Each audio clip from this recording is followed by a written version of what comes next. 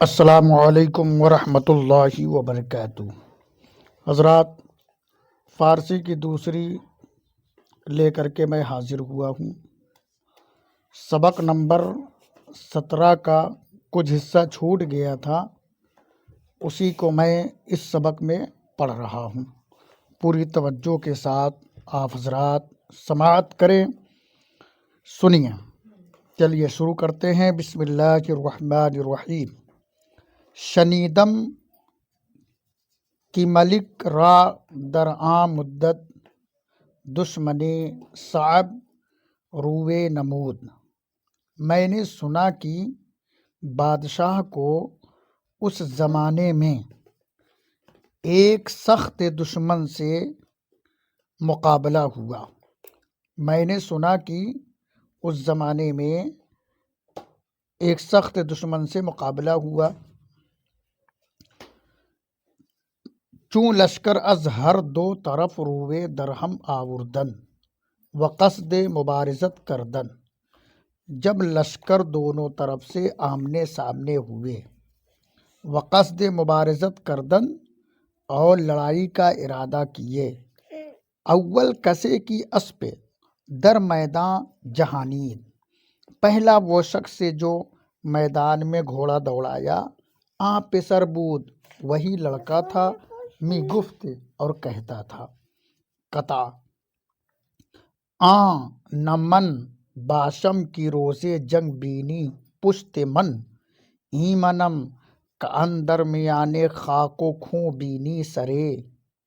کہہ رہے ہیں آں نہ من باشم، کہ میں وہ شخص نہیں ہوں کہ روزے جنگ بینی پشت من، کہ جنگ کے دن تو میرا پیڑ دیکھے۔ کہہ رہے ہیں کہ میں وہ شخص نہیں ہوں کہ جنگ کے دن تو میرا پیڑ دیکھے۔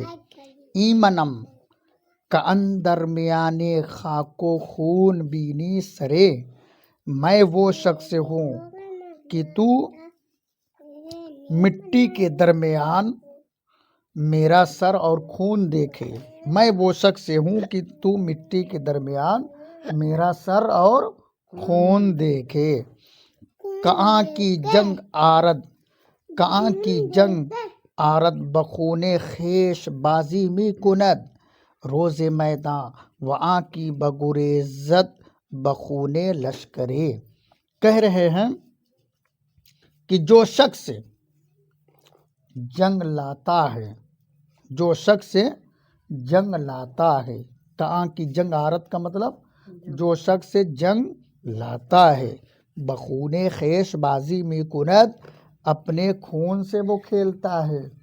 جو شخص جنگ لاتا ہے وہ اپنے خون سے کھیلتا ہے، روز میدان کے دن، وہاں کی بگریزت بخون لشکرے۔ اور جو شخص وہاں کی کا مطلب جو شخص بھاگتا ہے، یعنی لڑائی کے میدان سے بھاگتا ہے، بخون لشکرے، وہ اپنے سپاہیوں کے خون سے کھیلتا ہے۔